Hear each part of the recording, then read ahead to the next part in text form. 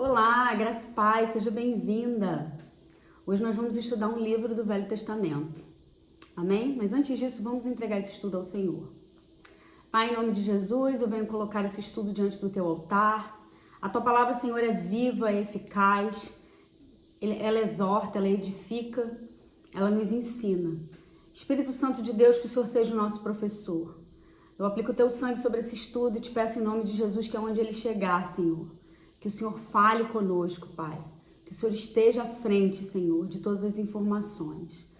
Que o Senhor nos revele a tua palavra, Pai, e que a gente possa aplicá-la na nossa vida. Em nome de Jesus. Amém. Obadias é um livro do Velho Testamento. Ele é o quarto livro dos últimos 12 livros do Velho Testamento. E são chamados de profetas menores, né? Obadias não é um livro citado no Novo Testamento, assim como o livro de Naum. Obadias significa servo de Deus ou adorador de Yahvé. Há pelo menos 12 Obadias citados na Bíblia, mas os mais relevantes são Obadias o profeta e Obadias, mordomo do rei Acabe, que está escrito em 1 Reis 18:3. Obadias foi um profeta do Reino do Sul e usado por Deus para profetizar contra a nação de Edom, uma nação arrogante, soberba, altiva, mas forte. E a gente, para entender um pouquinho esse livro, a gente precisa entender um pouco a história, né?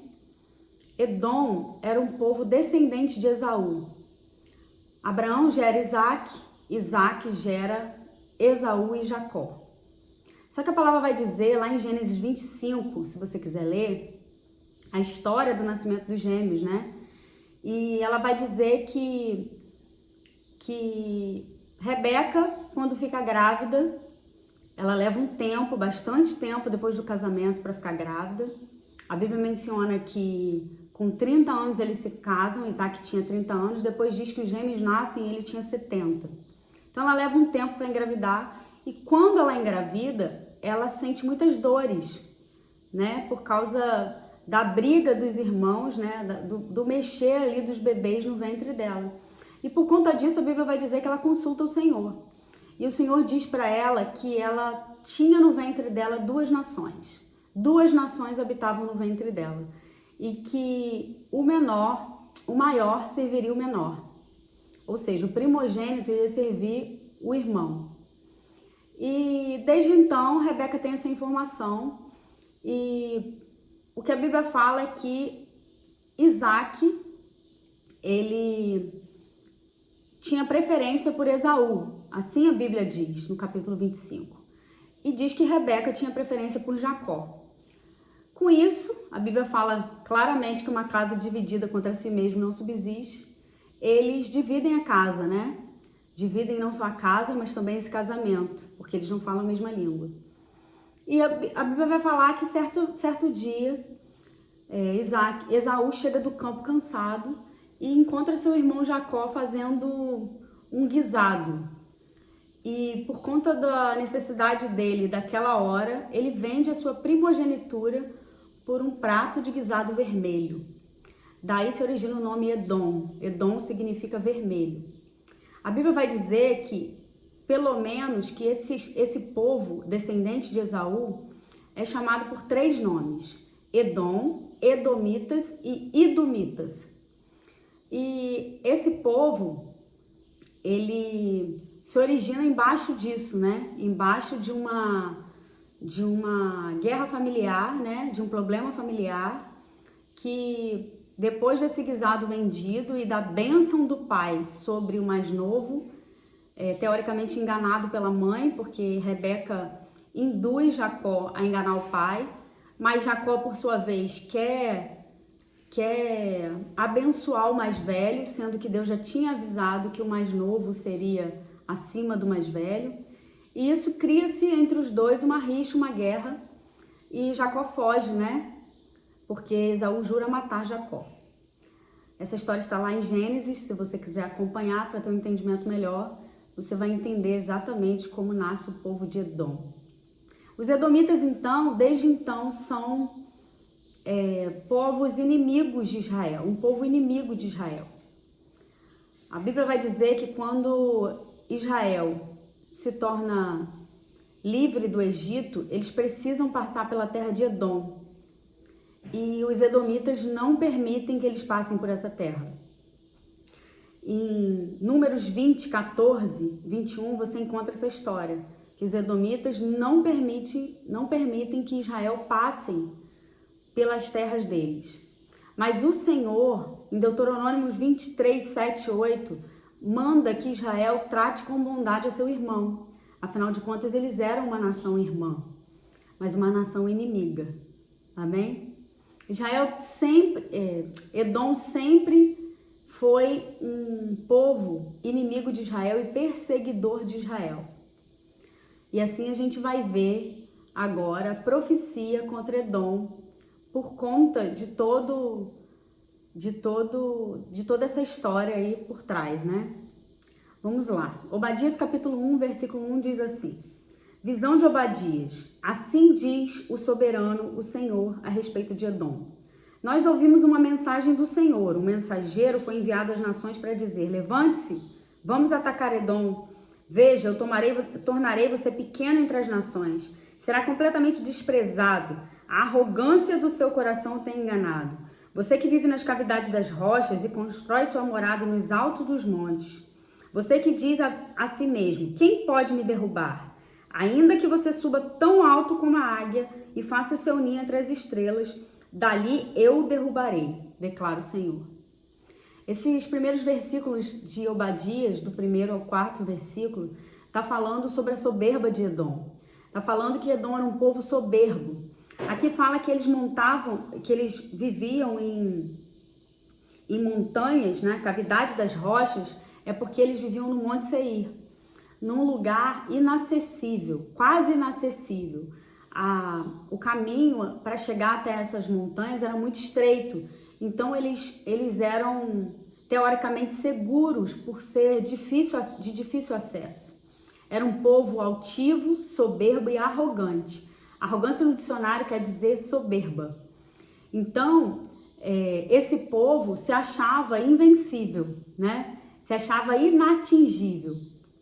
E essa passagem, ela nos dá uma lição, né? Esses versículos, eles nos dão uma lição. Quantas das vezes nós, por nossas forças, pela força do nosso braço, nós achamos que somos inacessíveis, inatingíveis? Pela facilidade, pela unção que Deus nos deu, ou pela facilidade que nós temos de executar algum trabalho, né?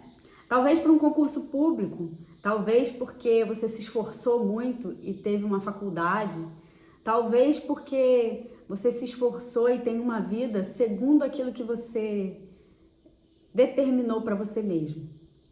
Edom era um povo muito soberbo e arrogante por se achar autossuficiente, por se achar que não precisava de Deus.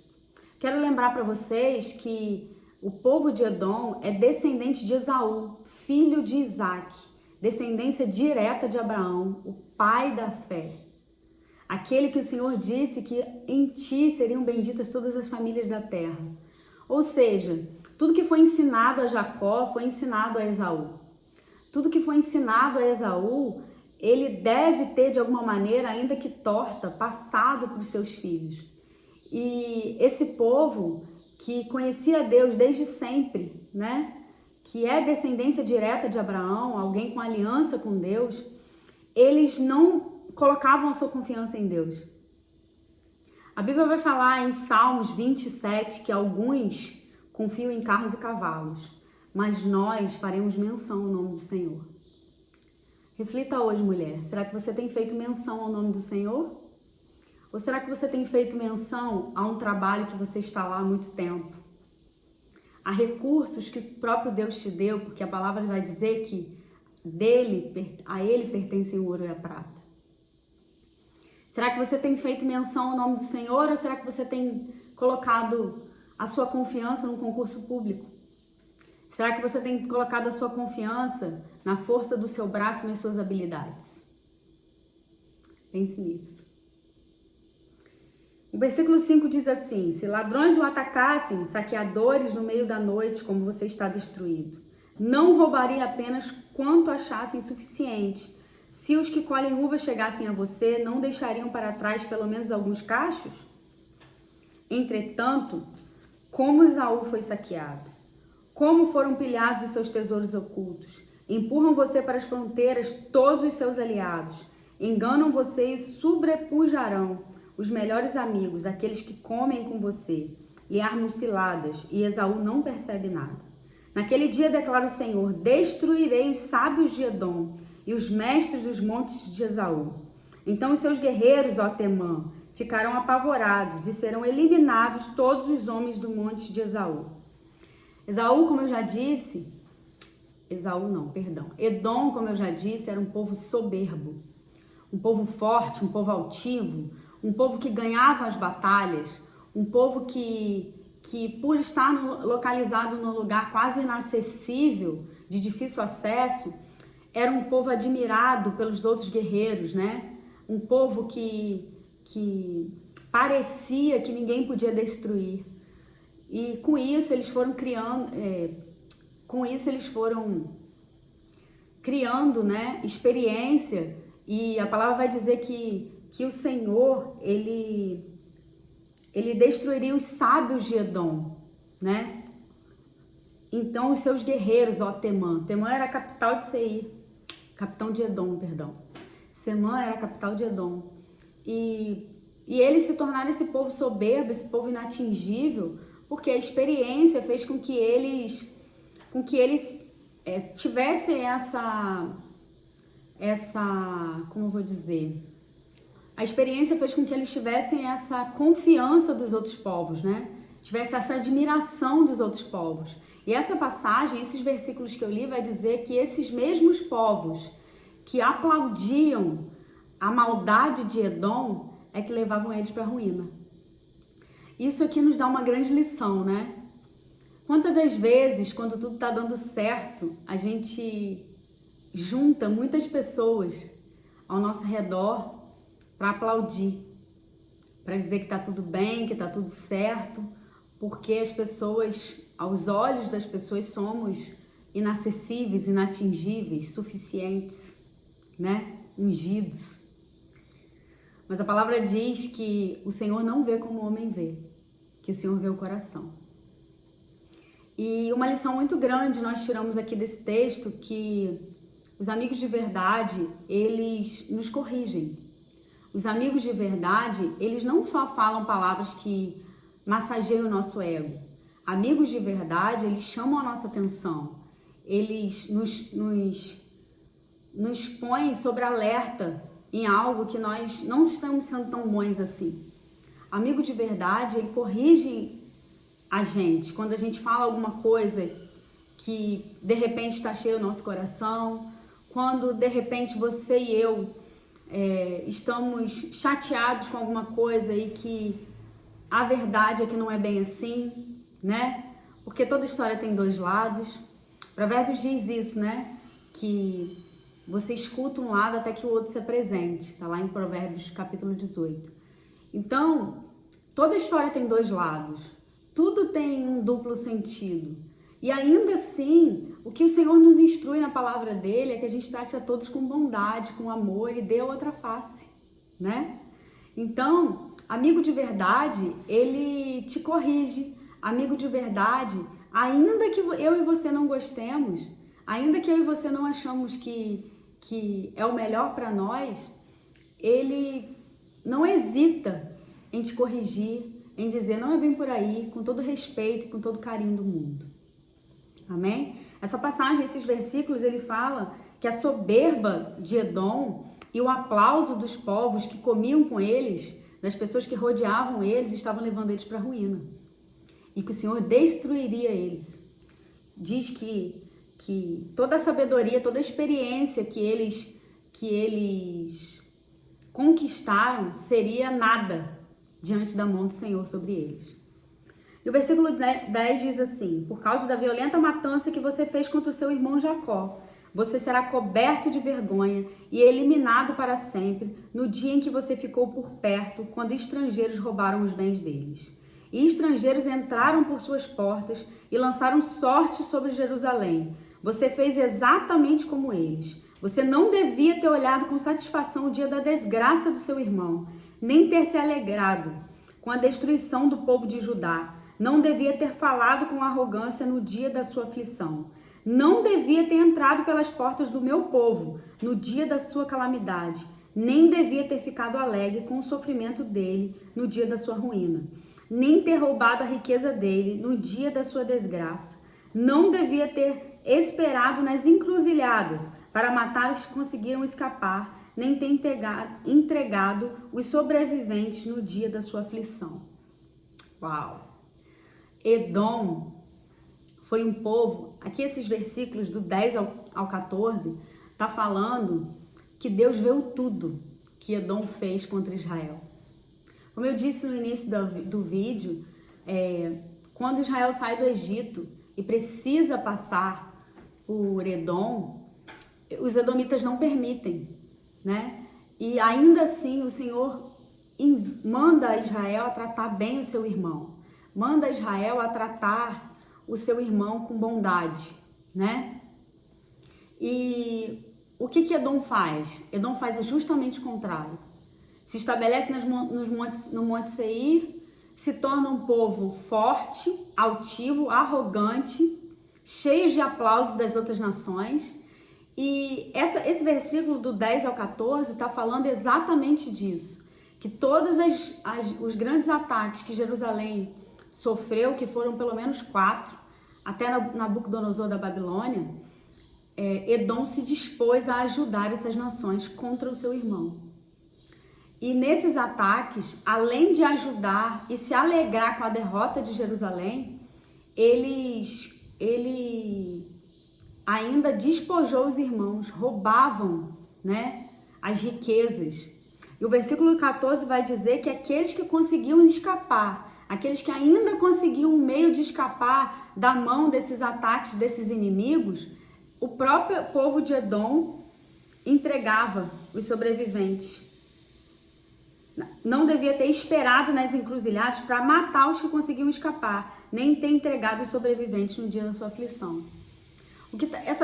Essas passagens estão falando aqui que Edom faz questão de matar quem consegue fugir ou entregar a ruína dos irmãos. Sabe, mulher, essa passagem ela está nos falando que o Senhor tudo vê. Sabe aquela injustiça que você acha que foi feita contra você? Algo que você passou, que você não tem a menor culpa. Algo que você passou, que talvez venha do passado. Algo que você passa, que é de forma injusta. Eu quero te dizer que o Senhor vê. Essa profecia de Obadias contra Edom, a visão de Obadias fala que o Senhor estava vendo tudo que Edom estava fazendo contra Israel. Tudo que Edom fez contra o seu irmão, tudo que Edom fez que levou o seu irmão à ruína, né? Essas passagens vai falar desses 4 grandes ataques a Jerusalém e o final deles foi o ataque de Nabucodonosor, que Israel foi levado cativo para a Babilônia.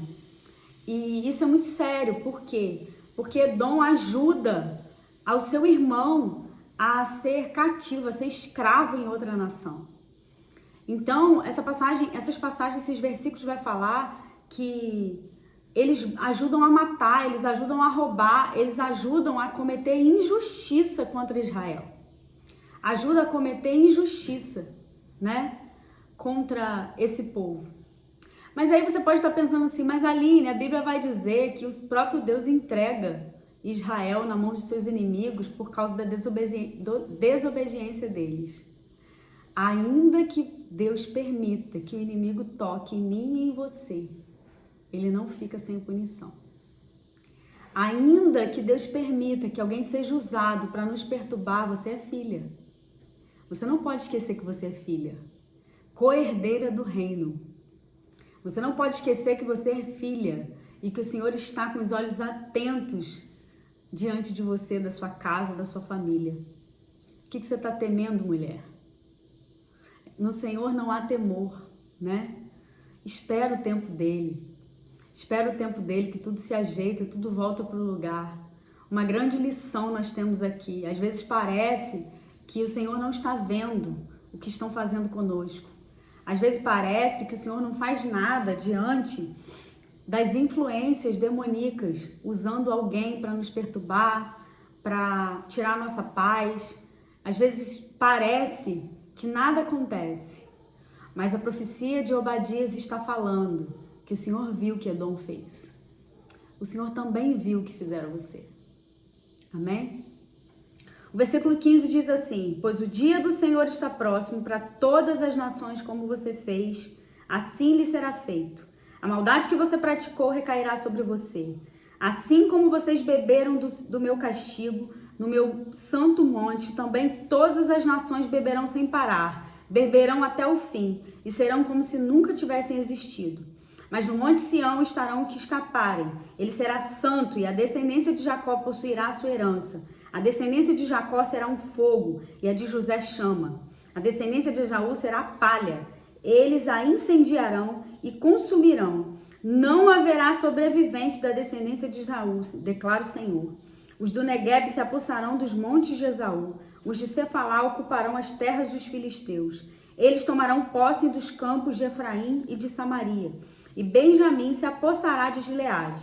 Os israelitas exilados se apossarão do território dos cananeus até Sarepta.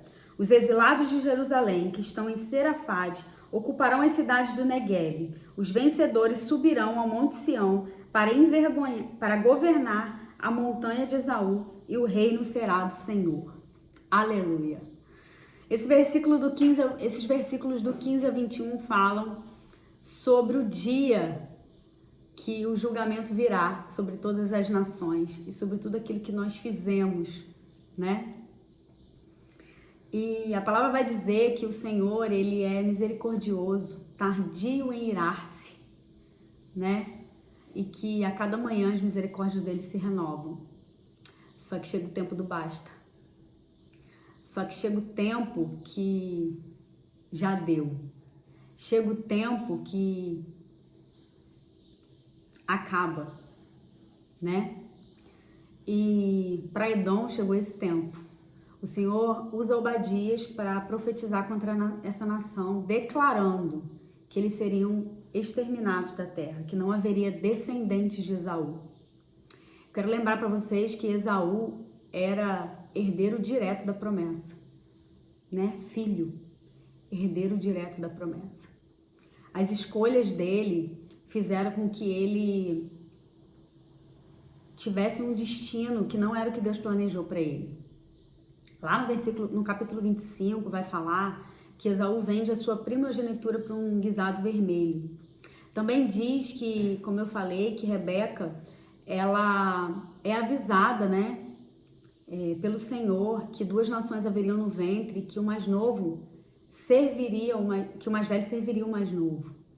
E o Senhor falou comigo de forma muito clara que tudo que a gente faz tem uma consequência espiritual.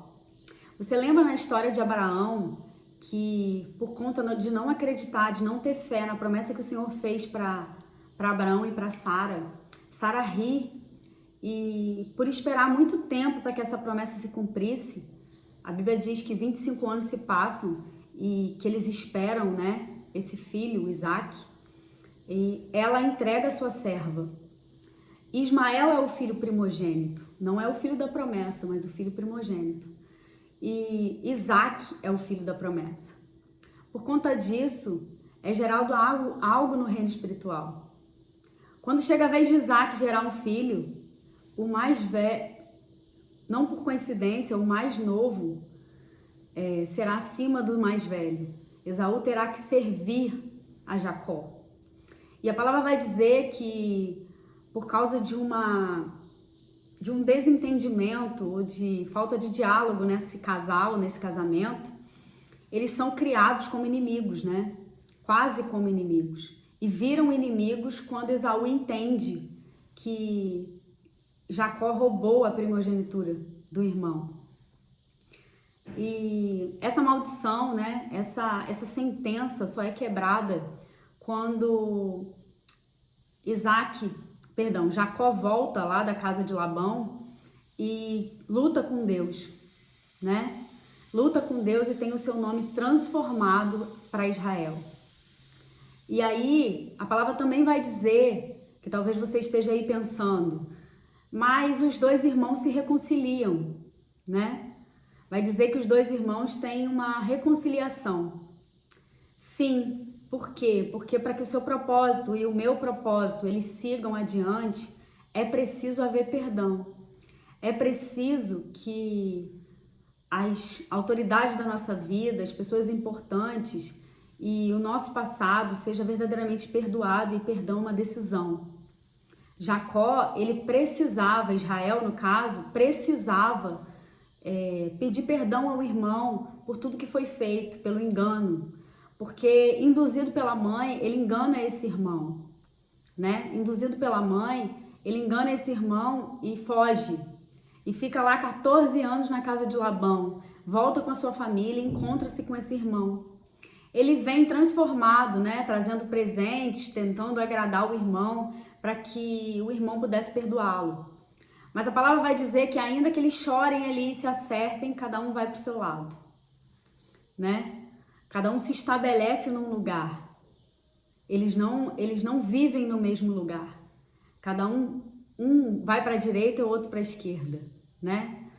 E a palavra vai falar que então essa sentença sobre a vida de Esaú, que ele serviria o irmão mais velho, era a única maneira dele cumprir o propósito dele e continuar, né, vivendo todas as promessas debaixo da aliança que o pai tinha com Deus. Sabe, mulher, a grande lição nós aprendemos aqui. A obediência, ela é extremamente necessária para que a gente viva debaixo da promessa, debaixo da aliança de Deus. Jacó, ele se arrepende, tem a sua vida transformada, pede perdão, conserta o seu caminho e segue rumo ao teu propósito. E é através de Jacó que a nação de Judá nasce. Se você parar para prestar atenção, também não é o primogênito. Através de Jacó, a nação de Judá nasce e daí se origina Jesus, né? Essa passagem do versículo 15 ao versículo 21 vai dizer que o Senhor sentencia a descendência de Esaú à morte. Não haveriam sobreviventes, né? Lá no Novo Testamento vai dizer que em 37 a.C., Herodes o Grande, ele edomita, né, descendente de Edom, ele é hostil com Jesus. Ele é hostil com Jesus e contribui para a morte e crucificação de Cristo. E também vai dizer que em 70 depois de Cristo, apesar de Edom, dos edomitas ajudarem a defender Israel, a defender Jerusalém, eles são exterminados na terra, cumprindo-se assim a profecia de Obadias. Mas o Senhor, ele me despertou para um outro edomita, para um outro descendente de Edom, que é Obed-Edom. Para alguém que que teve a oportunidade de ter a sua vida transformada e agarrou essa oportunidade. Obed-Edom é citado lá em Samuel. 1 Samuel 6 é citado Obed-Edom. Quando Davi vai buscar a arca da aliança, que estava por 30 anos na casa de Abimeleque, e por conta de levar essa arca da maneira que Deus não ordenou, porque a palavra vai dizer que ela deveria ser conduzida por levitas, né? E ele estava conduzindo por um carro de boi, da maneira dele. Ele avista no alto da montanha a casa de Obed-Edom e decide deixar ali a arca para que ele fosse consultar ao Senhor de como levar essa arca até Jerusalém. Obed era descendente de Esaú, de Edom, mas também era geteu, da terra de Golias. Ou seja, esse homem era de duas terras que eram inimigas de Israel.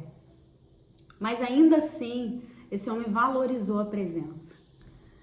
Quando a arca vai para a casa dele, em 3 meses, contra 30 anos na casa de outra pessoa. Em 3 meses, a Bíblia vai dizer lá em 1 Samuel 6, do 10 ao 12, que o Senhor abençoa a casa de Obed-Edom. Você pode parar para imaginar comigo e pensar por que o Senhor abençoa a casa de alguém que ele mesmo disse que seria exterminado da terra, que não teria descendência? Você pode parar para pensar comigo por que o Senhor abençoa alguém que nasceu um grande inimigo, né? Que Israel tinha que derrotar e que zombou do seu povo e do seu exército, que era Golias. Isso se deu por causa da reverência à presença de Deus. A presença de Deus naquele tempo vivia numa caixa de madeira revestida de ouro, mas hoje ela vive dentro de mim e de você. Como que eu e você temos reverenciado essa presença? Sabe, mulher, eu e você somos templos do Espírito Santo. Você tem cuidado do seu templo? Nós somos feitos de corpo, alma e espírito. Você tem alimentado o seu corpo da maneira certa? Cuidado do seu corpo da maneira certa? Alimentado o seu espírito da maneira certa para que a sua alma e suas emoções fiquem bem e você viva a plenitude de Deus nessa terra? Será que você tem dado a reverência necessária para a presença de Deus? A presença de Deus é capaz de transformar todo e qualquer lugar. A presença de Deus é capaz de mudar a sentença da vida de alguém. Obed-Edom era sentenciado a ser exterminado, a sua descendência ser exterminada, porque ele era edomita. E a palavra vai dizer em Crônicas 15, 24, em 1 Crônicas 15, 24, que esse homem se torna porteiro da arca. Ele é levado, segundo os teólogos, a ser levita, né? Alguém separado por Deus para cuidar do templo. Aleluia! Como o Senhor é tremendo como que o Senhor responde quando alguém se achega a Ele, né?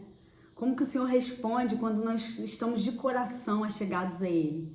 Por causa da reverência que esse homem dá à presença de Deus, ele é levado a ser servo do Senhor de uma maneira honrosa. Ele era edomita. E além disso, a palavra vai dizer em 1 Crônicas 26, do 4 ao 15, lá menciona toda a descendência de Obed-Edom, os seus filhos, a sua casa, e diz que todos serviam ao Senhor. Sabe, mulher, uma grande lição nós aprendemos aqui. Assim como Sara decidiu entregar a sua serva a Abraão e sentenciou a sua geração a sempre o mais velho servir o mais novo, Obed-Edom teve a sua descendência transformada por obediência e reverência à presença de Deus. Como que isso é tremendo! Como que é tremenda a presença de Deus! Eu e você não somos nada sem a presença de Deus. Eu e você não podemos nada sem que o Senhor esteja na nossa vida e presente na nossa vida. Avalie a sua vida hoje. Busque a presença. Busque estar debaixo dessa mão poderosa em obediência. E você vai ver toda a sua casa ser transformada e abençoada. Amém? Quero te dizer que o livro de Obadias, ele é uma carta declarada para mim e para você, que somos o povo de Deus, Israel de Deus, que Deus tudo vê. Não se sinta descuidada, o seu Pai cuida de você. Não se sinta desamparada, o Senhor é contigo. Não se sinta temerosa. O que pode nos fazer os homens? Agindo o Senhor, quem é que pode impedir? Confia no teu Pai. Coloca a confiança no trono de Deus. E certamente você não vai se arrepender. Amém? Obedeça aquilo que Ele tem te pedido. Em nome de Jesus, eu quero te agradecer por estar aqui comigo. Esse foi o livro que o Espírito Santo me direcionou. Essa foi a palavra que Ele colocou no meu coração. E eu espero verdadeiramente que tenha edificado a sua vida. Beijo grande, que Deus te abençoe.